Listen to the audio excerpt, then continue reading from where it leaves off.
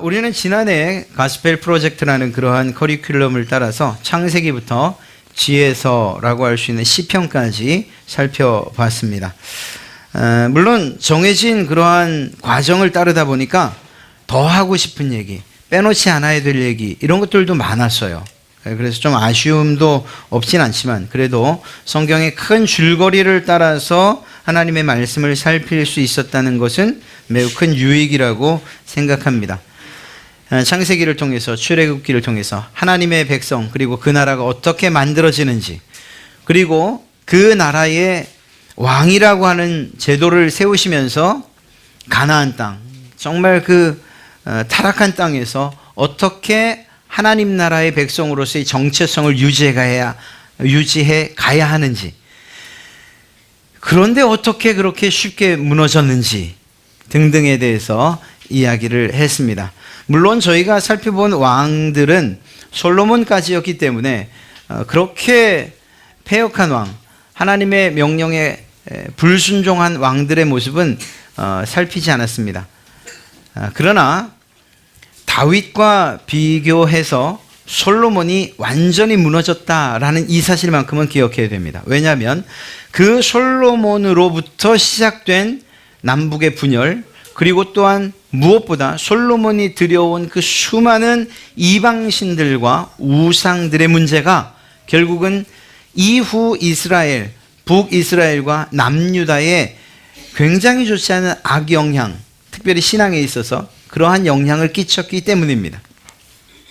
이후에 우리가 이제 살펴볼 내용들은 다윗 같지 않은 그런 왕들, 물론 몇몇은 하나님께서 기뻐하시는 그러한 왕의 모습으로 살았지만 사실 많은 대부분의 왕들은 하나님께서 기뻐하시는 그러한 왕의 모습으로 살지 못합니다.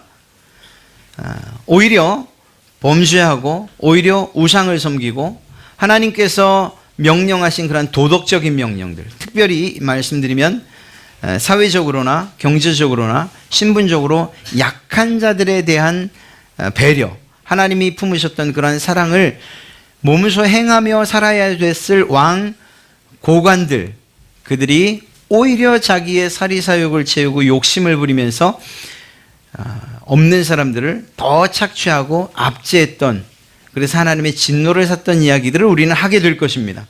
그러면 여기에서 이제 우리가 한 가지 궁금한 것이 무엇이고 또 기대하는 바가 무엇인가 하면, 그렇다면 하나님께서 그렇게 무너져 내려가는 이스라엘을 그냥 두고만 보시겠는가 하는 거예요. 지금까지는 하나님께서 솔로몬에게도 나타나시고 다윗에게도 나타나시고 물론 그래서 그에 따른 복도 그리고 그에 따른 징계도 하십니다만 그 이후에 갈라진 남북 이스라엘, 남유다와 북이스라엘의 이 죄악의 문제를 과연 하나님이 어떻게 처리하실 것인가 하는 거죠. 그냥 우리 생각 같으면 잘하면 아무 말씀 없이다가도 잘하면 복 주시고 잘못하면 징계하시고 회초리 때리시고 그러지 않으시겠는가 이렇게 생각을 하지만 이러한 무너져가는 이스라엘, 뭔가 잘못된 왕정의 이러한 제도에 하나님께서 한 장치를 마련하시는데 그것이 바로 선지자라는 것입니다. 실제적으로 이스라엘의 왕의 위치는 어떻다고 말씀드렸습니까? 다른 여타의 나라들은, 다른 나라들은 왕이 최고죠. 왕이 원하는 대로 해요. 최고의 권위와 책임이 왕에게 있어요. 나라가 흥하고 망하는 것도 왕의 책임이고 그리고 또 그에 상응하는 그러한 힘과 권력을 왕이 가지고 있어요. 그러나 이스라엘에게 있어서의 왕의 위치는 어떻다고 했습니까? 하나님과 백성 사이에 있는 중재자로서의 왕이라고 말씀드렸습니다. 그런 면에서 최고의 권위는 여전히 하나님에게 있어요. 또한 그 모든 책임도 하나님께서 지셔요. 그래서 보호하시고 책임지시고 지켜주시는 거예요. 그러면 왕은 어떤 일을 해야 됩니까? 왕은 하나님의 말씀을 그대로 받고 그리고 그분의 뜻과 계획대로 백성들을 가르치고 그리고 그들을 통치해야만 하는 거죠. 또 반대로 백성들에게 필요한 모든 것들을 왕이 하나님께 아뢰거나 혹은 백성들을 하나님의 뜻대로 다스려서 정말 하나님이 원하시는, 그리고 백성들이 평안하고 부강한 나라로 만드는 것, 이것이 왕의 책임이었습니다. 그러니까 왕은 중간에 있는, 하나님과 백성 사이에 있는 중재자라는 특징을 갖는 것이 이스라엘의 왕이라는 거죠. 그런데 말씀드린 바와 같이 이 왕이 문제가 생기기 시작을 합니다. 여러분, 보통 오래된 건물에 수돗물 마음 놓고 먹을 수 있나요? 힘들어요. 이유가 뭔가 하면 물이 오염됐다고 생각하기 때문이죠. 그런데 여기에서 서울시에서 보내는 그 아리수가 오염된 건가요? 아니에요. 그렇지 않아요. 대부분의 오래된 건물의 문제는 건물 자체의 배관의 문제예요. 무슨 얘기인가 하면 하나님의 말씀은 여전히 변함없고 그분의 뜻과 계획은 변함이 없어요. 그러나 그 중간에서 그 뜻을 전하는, 마치 파이프와 같은 이 역할을 하는 왕이 잘못되면 결국은 하나님의 뜻이 왜곡돼서 백성들에게 전달되고 그리고 적용되어진다는 거죠. 그런 면에서 이스라엘의 왕의 문제가 시작하면서부터 백성들도 결국은 하나님을 떠난 삶을 살게 된 것입니다. 이 문제를 해결하기 위해서 아까 말씀드린 것처럼 선지자가 드디어 등장하게 됩니다. 그런데 여기에서 이 선지자의 이야기를 하기 이전에, 그렇다면 이 선지자들은 과연 정말 왕정시대 때부터 시작됐는가 하는 걸 좀 살펴봐야 돼요. 왜냐하면 이 선지자에 대한 올바른 이해가 앞으로 우리가 보게 될 구약 성경에서 왕과 선지자, 그리고 오늘날에 이르기까지 올바른 신앙과 올바른 신학을 갖게 하기 때문입니다. 선지자, 말씀드린 것처럼 역시 하나님과 백성들 사이에 어떤 중재의 역할을 합니다. 그러나 왕과는 다르게 왕은 통치하는 입장이었다라고 한다면 선지자는 그의 역할이 무엇인가? 하나님께서 하시는 말씀을 그대로 전하는 것이에요. 여러분, 제가 여러분에게 좀 더 뜻을 명확히 전달하기 위해서 이렇게 마이크를 차고 있지 않습니까? 이 마이크가 하는 역할은 제가 하는 이야기를 여러분에게 잘 전달하는 것뿐이에요. 이 마이크가 혹시라도 스스로 자기의 뜻에 따라서 자기 마음대로 이야기를 한다면, 저는 아라고 이야기했는데 이 마이크를 통해서 여러분들에게 전달되는 것이 가라고 들린다면, 그렇다면 이것은 마이크로서의 역할을 제대로 수용하지 못하는 거죠. 똑똑한 마이크이긴 한데 마이크의 역할로서는 제로예요. 선지자라고 할 땐 그 선지자의 역할이 자기의 경험이나 자기의 지식을 전하는 게 아니에요. 선지자의 가장 중요한 역할은 하나님께서 주시는 말씀, 꿈이든 환상이든 혹은 직접 나타나 말씀하시는 현현이든 이러한 하나님의 뜻과 계획을 백성들에게 그대로 전달하는 것, 이것이 선지자의 역할입니다. 그렇게 볼 때에 선지자의 가장 시작, 그 기원은 누구라고 할 수 있겠는가? 그 점에 있어서는 모세, 이 출애굽대로 거슬러 올라갈 수밖에 없는 거죠. 비록 그 역할이 왕정시대에 두드러지게 나타나고, 그리고 성경에 기록된 분량으로 볼 때 선지서라고 하는 것이 굉장히 많은 분량을 차지한다고 볼 때 왕정시대 때만 활동한 것 같지만, 실제로는 모세도 이러한 선지자의 역할을 감당한 자, 오히려 선지자의 기원이라고 이야기할 수 있는 것입니다. 그러면 이런 생각이 들죠. 아니, 그러면 모세 말고 그 전에 있었던 족장들, 예를 들면 아브라함, 이삭, 야곱, 요셉, 이 사람들은 하나님의 말씀을 듣고 꿈이나 환상 혹은 직접 나타나셔서 하나님의 말씀하시는데 그들도 선지자라고 말씀할 수 없습니까? 네, 그 부분에 있어서는 그러한 하나님의 나타내심이 개인적으로, 매우 지극히 개인적으로 적용됐다는 점에서 선지자로서의 역할과는 거리가 멀다라고 할 수 있습니다. 출애굽 당시에 이스라엘의 백성들의 수가 어느 정도 됐다고 성경은 기록하고 있죠? 가정으로 볼 때 60만 가정이에요. 그래서 인원으로 보면 대략 200만 정도 되지 않을까 이야기합니다.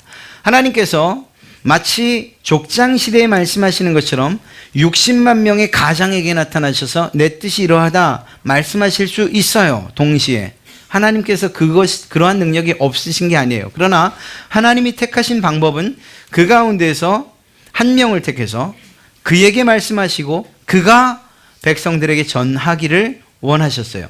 이것은 하나님의 뜻만은 아니었어요. 백성들의 뜻이기도 했습니다. 시내 광야에 이스라엘 백성들이 모여 있을 때 하나님께서 그들에게 나타나십니다. 산 위에 임재를 하셨어요. 그때 백성들의 반응이 어땠습니까? 너무 두렵습니다.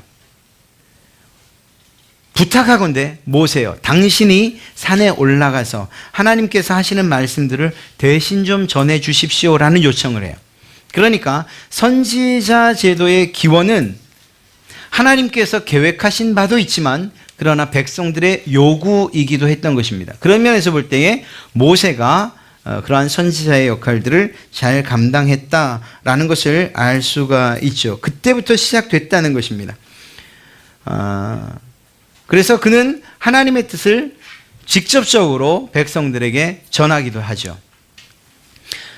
그렇게 모세를 선지자의 기원으로 본다고 하면 그때부터 시작된 선지자의 역할들은 과연 무엇이었는가?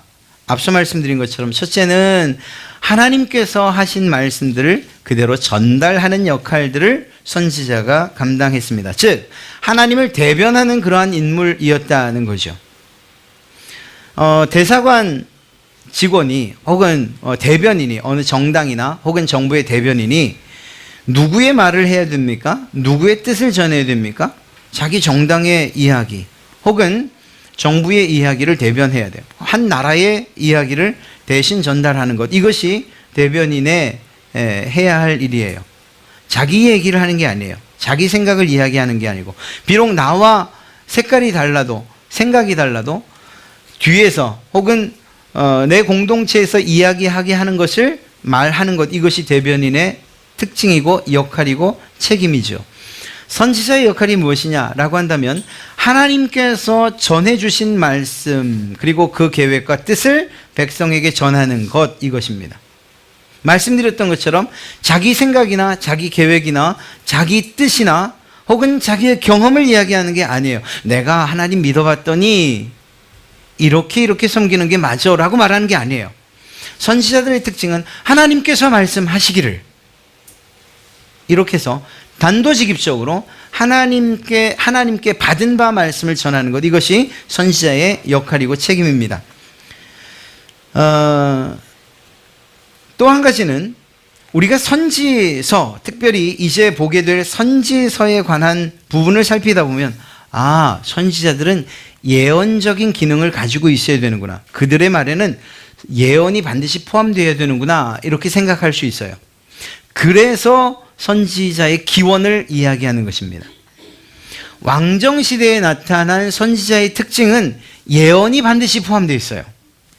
왜냐하면 이스라엘 백성들의 죄악에 대한 하나님의 심판이 예언적으로 선포되고 있기 때문이죠. 너희가 이렇게 하면, 정말 나를 떠나면, 우상을 섬기면 너희가 이러이러한 일, 아수르의 침략을 당할 거다, 바벨론의 침략을 당할 거다, 너희가 애굽을 쫓아가고 그리고 아시리아 편에 동맹을 맺으면 너희가 멸망할 거다, 이렇게 멸망할 거다, 이렇게 예언적 앞으로 일어날 일들에 대해서 대부분의 선지서에 기록하고 있기 때문입니다. 그런데 여기서 우리가 착각하지 말아야 될 것이 무엇인가 하면 예언의 내용이 반드시 포함돼야 선지자로서의 권위 있는 말이구나, 이렇게 생각하는 것은 잘못됐다는 이야기예요. 왜냐하면 우리가 선지자의 그 시작으로 보는 모세의 이야기를 보면 예언적인 내용이 아주 없진 않지만 그러나 대부분은 현재에 적용되는 말씀이에요. 그리고 모세가 전한 말 중에 가장 정말 기록되어져 있는 권위 있는 시내산에서 받은 10계명만 봐도 거긴 예언적인 내용이 있지 않아요. 오히려 하나님에 대한 우리의 섬김의 자세들과 또한 도덕적인 측면들을 기록하고 있는, 실질적으로 우리가 지키면서 이성적으로 지키며 살아가야 될 내용들을 더 많이 담고 있어요. 예언적인 것입니다.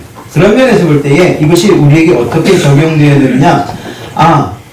하나님의 말씀 가운데에서 정말 예언이라고 할 때 그것이 앞으로 일어날 장래의 어떤 일 이것만이 아니고 지금 우리에게 적용되는, 그래서 하나님의 말씀에 기록되어 있는 이 말씀을 전하는 이것도 선지자의 역할이요 또한 설교자의 역할이라는 것. 왜 이런 이야기를 하는가 하면요, 우리가 이렇게 생각을 하기 때문입니다. 성경의 내용만을 가지고서 전할 때에 그 설교자를 혹시라도 영적인 권위가 없어 라고 취급하지 말라는 거예요. 반대로 어떤 설교자가 앞으로 일어날 일들에 대해서 예언적으로 이야기하고 그리고 매우 권위있고 힘있고 카리스마적으로 이야기한다 하더라도 그것만을 가지고서 저 사람은 영적인 권위가 정말 뛰어나고 풍부하구나 이렇게 취급하지 말라는 거예요. 이건 오늘날 정말 중요한 일입니다. 오늘날의 그러한 성령사역, 특별히 예언사역이라고 하는 것에 대해서 많은 성도들이 거기에 더 하나님의 영감이 그리고 권위가 있다 이렇게 생각하고 있는데 그것은 매우 잘못된 생각이라는 거죠. 가장 권위 있는 하나님의 말씀은 우리가 그리고 여러분들이 가지고 있는 이 말씀에 충분히 그리고 가장 최고의 권위를 이미 담고 있다라는 거예요. 그래서 여러분들이 보기에 좀 퇴색한 권위처럼 느껴져도 그래도 하나님의 말씀을 올바르게 선포하고 있는 그런 설교자가 있다면 그 말씀에 귀를 기울이는 것이 옳다 하는 것을 말씀드리고자 합니다. 또 한 가지는 이스라엘 백성들의 정체성이 이러한 선지자들의 사역을 통해서 확립된다는 거예요. 무슨 말일까요? 하나님께서 가지고 계신 계획과 그리고 목적을 선지자들을 통해서 전달하죠. 그리고 백성들은 그러한 전달받은 대로 살아가야 되는 거예요. 그렇게 살아갈 때 최종적으로 어떤 일을 이룰 수 있는가? 네가 하나님의 백성이구나 하는 이러한 인정을 사람들과 하나님께 받을 수 있다는 것입니다. 이 부분이 망가지면 결국은 선지자들의 말을 무시하고 그 말대로 살지 않게 되면 결국은 하나님의 백성의 정체성을 잃어버리는 삶을 살 수밖에 없는 것. 우리가 보게 될 이스라엘 백성들의 삶이 그러한 모습으로 나타나게 됩니다. 가장 중요한 건 한 가지를 말씀드린다면 선지자의 역할은 예수 그리스도의 그 선지자 직분을 통해서 완성됐다는 거예요. 그런 면에서 본다면 더 이상의 선지자로서의 책임을 감당해야 될 또 감당해낼 그 어떤 사람도 없다는 것을 이야기하는 것입니다. 예수님께서 이 땅에 오셔서 선지자의 직분을 감당했다는 것이 어떤 의미일까요? 제가 어떤 한 사람과 살고 있어요. 부부로. 그런데 여전히 저희는 연애를 했습니다. 중매를 했다고 가정하에 여전히 중매한 사람을 통해서 뜻을 전달해요. 여보 오늘 데이트 할래? 라고 말하면 되는데 그 말을 못해서 그 중매해준 사람한테 부부로 살고 있음에도 불구하고 누구누구씨 저 오늘 제 부인과 데이트를 하고 싶은데 전달해 주시겠어요? 라고 이야기한다면 이것처럼 미완성된 관계가 어디 있을까요? 이것처럼 부족한 관계가 어디 있을까요? 직접적으로 이야기할 수 있어야 됩니다. 직접적으로. 이 말은 무엇을 이야기하는가? 사람의 중보자, 즉 사람으로서의 선지자의 한계를 이야기하는 것입니다. 그런데 놀랍게도 하나님의 뜻을 전달하는 선지자로서 하나님이 직접 그 역할을 감당하시는 거죠. 누가? 예수님이. 예수님과 하나님은 같은 하나님이시잖아요. 동일한 하나님이시고 같은 생각과 같은 계획을 가지고 계신 그분이잖아요. 그러니까 예수님의 말씀은 하나님의 말씀과 같은 거예요. 그렇게 본다면 이렇게 육신으로 오신 예수님께서 선지자의 역할을 감당하셨다는 것은 이제는 더 이상 중보자가 필요 없는 거죠. 그래서 예수님이 하신 말씀이 우리에게 직접 우리가 그 예수님의 이름으로 직접 기도하는 일들이 이루어진 것이고 그것이 선지자로서의 직분을 성취하신 것이라고 말할 수 있습니다. 더 나아가 예수님께서 그러한 선지자의 직분을 완전히 성취하신 것과 동시에 바로 우리에게는 성령님께서 직접 여러분의 마음 가운데 여러분의 삶 가운데에서 중보자의 선지자의 역할을 감당하고 계십니다. 이제는 성령님이 여러분에게 직접 말씀하시고 우리는 그분께 직접 순종하는 이러한 관계에 이르게 된 것이죠. 그런 면에서 볼 때 오늘날 그 하나님의 뜻을 전하는 새로운 선지자는 더 이상 필요 없고 그것이 무엇이든 간에 예언이든 혹은 또 다른 이야기이든 간에 성경 이외에 계시될 하나님의 뜻은 더 이상 없다는 것. 특별히 우리의 구원과 관계된 바에 하에서는 이것을 우리가 잘 기억해야 돼요. 이것은 우리가 지금과 같은 이단이 그리고 또 잘못된 신학이 만연해 있는 이 세상 가운데에서 그래서 하나님의 말씀도 중요하지만 그보다 다른 어떤 것, 직통계시라든가 기도에서 받은 은 혹은 예언의 은사가 더 중요하다고 하는 그러한 이들에 대해서 우리가 옳고 그름을 판단할 수 있는 중요한 기준입니다. 다시 말씀드리지만 하나님께서 우리에게 선지자적인 그러한 관점에서 전달하셔야 될 특별히 우리의 구원과 관계된 바 전달해 주신 내용은 이것으로 충분하다는 것입니다.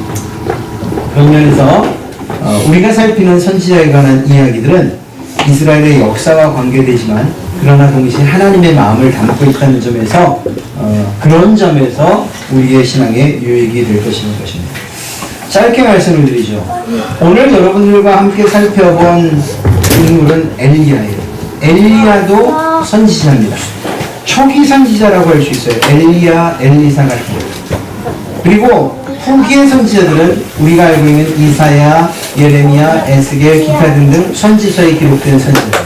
이렇게 초기 선지자와 후기 선지자를 나눠 기록할 때에 초기 선지자들은 대부분 행동으로 성경에 기록되어 있어요. 말이 아니고 하나님께서 주신 말을 선언하고 그 말을 기록한 것이 아니고 행동으로 성경에 기록되어 있어요. 오늘만 해도 엘리야가 했던 말보다는 그가 했던 행동에 초점이 맞춰져 있죠.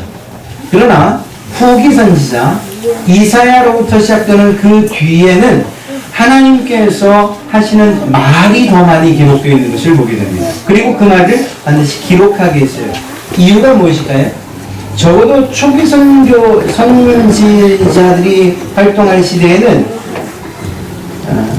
이 침략이나 혹은 멸망에 관한 그러한 징조가 거의 없었어요. 무슨 얘기일까요? 이후로 가면서 후기 선지자들이 나타나면서부터는 그들이 멸망을 당하고 바벨론의 포로가 되고 아시리의 멸망을 당하고 하는 나라가 멸망당하는 일들이 생기는 거예요. 하나님의 백성들이 결국은 세상의 나라들이 멸망당하는 일이 생겨요. 이것처럼 좌절되고 실망할 만한 일이 없습니다. 하나님이 이러한 상태로 그냥 내버려 두지 않으시겠다는 거예요. 선지서의 특징이 무엇인가 하면 이러한 멸망을 선언하는 그러한 징계와 더불어서 반드시 회복의 말씀. 그래서 이 징계와 회복의 말씀이 반복된다고 말씀드렸지 않습니까? 그래서 기록하는 거예요.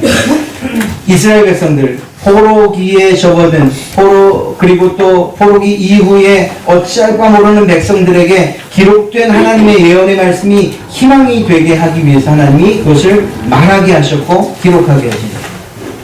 포로기에 정말 힘들고 어려운 바벨론 하에서 그 악자에서 사는 사람들에게 그들에게 전하신 하나님의 회복의 말씀이 얼마나 큰 힘이 되겠습니까? 기다려 70년만 있으면 너희가 해방될 것이다. 회복될 것이다. 이러한 말씀들이 이스라엘 백성들에게 큰 힘과 그리고 또 위로가 되지 않겠습니까? 그런 면에서 우리가 살피는 초기 선지자들과 후기 선지자들의 활동 양상이 달랐다는 것. 오늘 보는 엘리야는 초기 선지자로서 그의 삶을 통해서 행동을 통해서 생활을 통해서 오히려 하나님의 말씀하시는 바들을 우리가 유추할 수 있습니다. 특별히 오늘 이야기는 그 당시에 하나님을 섬겨야 했던 이스라엘 백성들이 하나님이 아닌 다른 신들과 우상들을 섬기기 시작합니다. 아세라와 바알들을 섬기죠. 이것에 대한 하나님의 심판이 분명하고 준엄하게 나타나는 그러한 사건을 기록하고 있습니다. 특별히 이 이야기의 중심에는 타락한 왕 아합의 이야기가 기록되어 있고요. 그 아합과 또 그의 아내 이세벨로 인한 이스라엘의 타락. 수만 봐도 알 수 있습니다. 이걸 전투라고 표현할 때, 영적인 전투라고 표현할 때, 이 갈멜산의 전투에 투입된 하나님 편에서의 병사는 한 명이었어요. 누굴까요? 엘리야 한 명.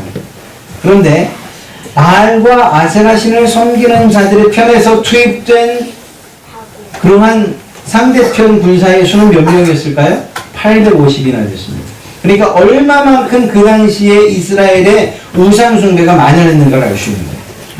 850명이나 되는 이방신 섬기는 제사장들이 있었다는 거예요. 그들이 한판 대결을 벌이는 것이 바로 이 갈멜산에서입니다.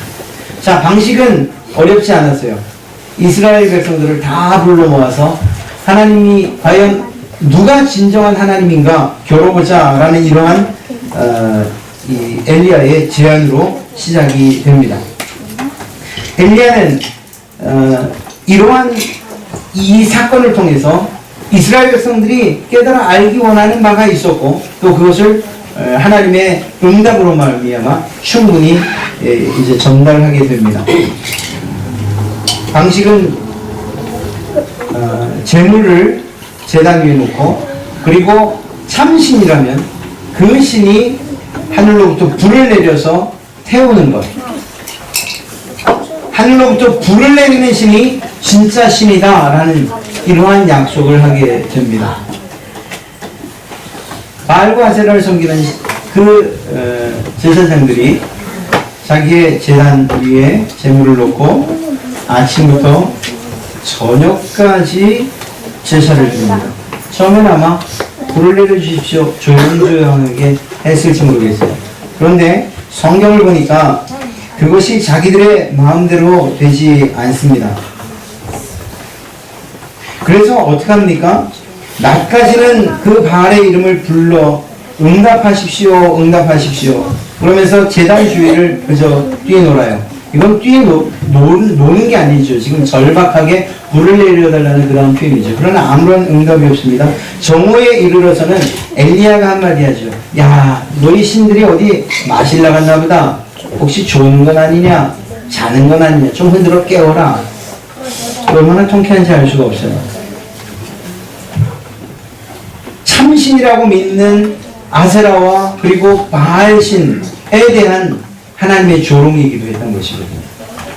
이러한 조롱 끝에 결국은 그들이 저녁 때가 돼서는 어떤 일들을 정오 때부터 어떤 일들을 하는가 하면 칼과 창으로 자기의 규례대로 그 신을 섬기는 방식대로 했다는 얘기입니다. 자기의 몸에 상처를 내서 피를 보이기 시작합니다. 그러면 좀 더 그 신 아세라와 바알이 흥분해서 불을 내려줄까 해서 말입니다. 그러나 아무런 변화가 없습니다.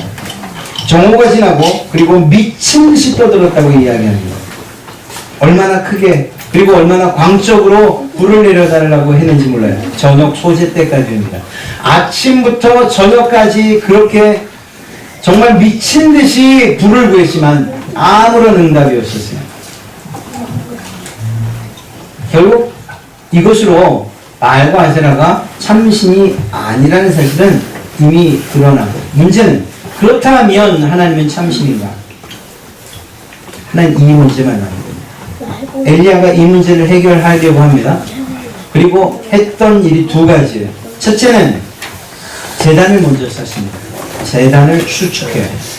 무너진 것을 다시 쌓아서 올바른 제단을 쌓습니다. 12개의 돌을 가지고 온전한 제단을 쌓고 그 다음에 두 번째는 제물을 올려놓은 다음에 12통의 물을 갖다가 붓습니다. 무엇을 이야기할까요? 1%의 가능성도 인간이 가질 수 있는 1%, 0.1%의 가능성도 다 배제하는 거죠. 혹시라도 이게 나무 장작끼리 부딪혀서 그렇게 불난 것 아닌가? 혹시라도 우리가 알지 못하는 사이에 엘리야가 스물쩍 불이라도 이렇게 지핀 것 아닌가 하는 이러한 가능성 말입니다. 온전히 제단에 물이 흠뻑했고 그리고 그 물이 도랑에 찼다 이렇게 기록하고 있습니다.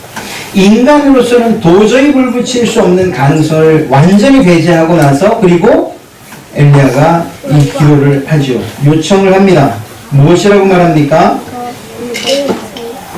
36절에 아브라함과 이삭과 이스라엘의 하나님 여호와여 주께서 이스라엘 중에서 하나님이신 것과 첫째 하나님이라는 것, 참신이라는 것과 두 번째 내가 주의 종인 것과 내가 지금 하나님의 선지자로서 올바른 일을 하고 있다는 이것, 참된 주의 종이라는 것, 그 다음에 내가 주의 말씀대로 이 모든 일을 행하는 것을 오늘 백성들로 알게 하옵소서라는 기도를 하고 그리고 나서 내게 응답하소서 내게 응답하옵소서. 이 백성에게 주 여호와는 하나님이신 것과 주는 그들의 마음을 되돌이키심을 알게 하옵소서.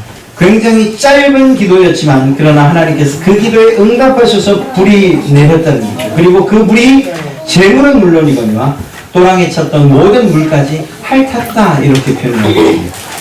누가 하나님이신지 완전히 드러난 사건이었습니다.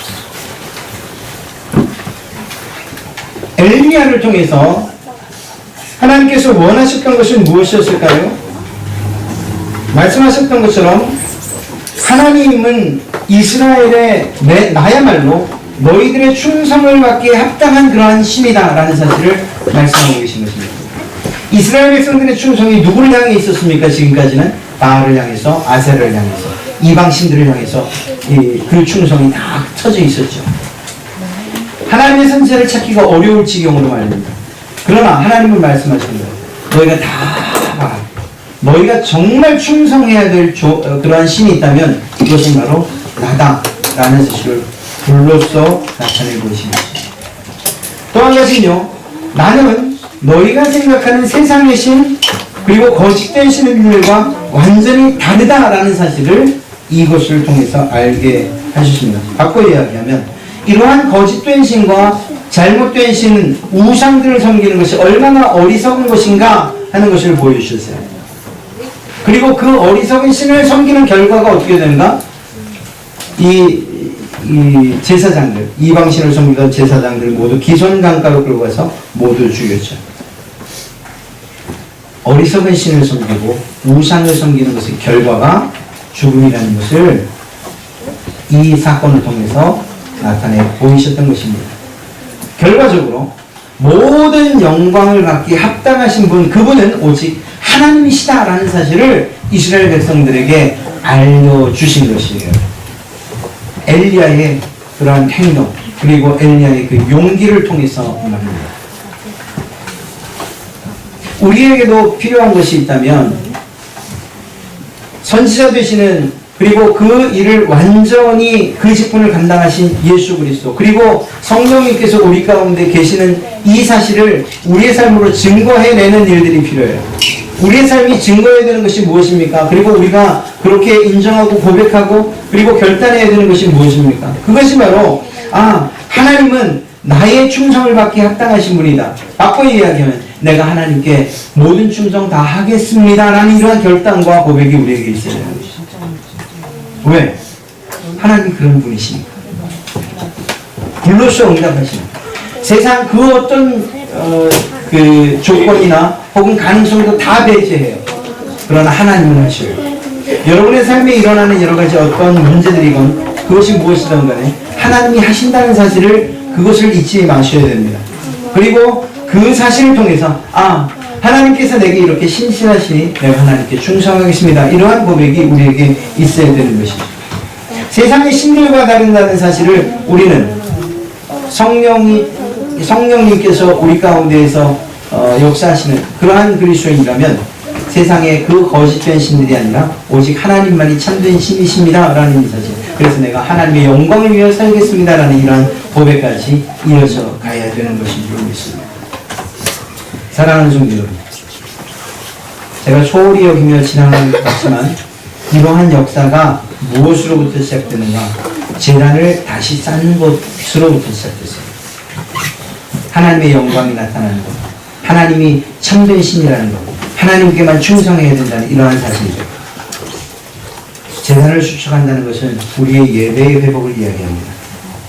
여러분의 삶 가운데서 일어나는 그 어떤 일이든지 그 어떤 문제이든지 간에 그것의 해결의 시작은 하나님께 드리는 온전한 예배로부터 시작된다는 것을 꼭 기억하십시오. 단순한 예배 참석이 아니에요.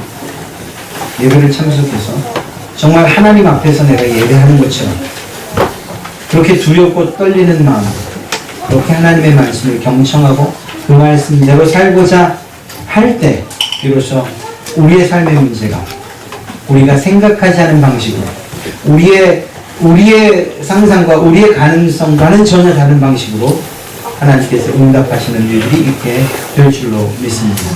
올 한 해 여러분 안에 역사하시는 완전한 선지자의 직분을 감당하신 그 예수 그리스도의 능력으로, 그 선하신 능력으로 여러분의 삶의 모든 문제들과 그리고 우리가 고쳐야 될 모든 그러한 죄악된 것들이 하늘에서 내리는 그러한 성령의 불로, 여러분 가운데서 지피어진 그러한 성령의 불로 모두 소멸되어 결국 하나님만 영광 받으시는 그러한 삶이 되시기를 주님의 이름으로 축복합니다.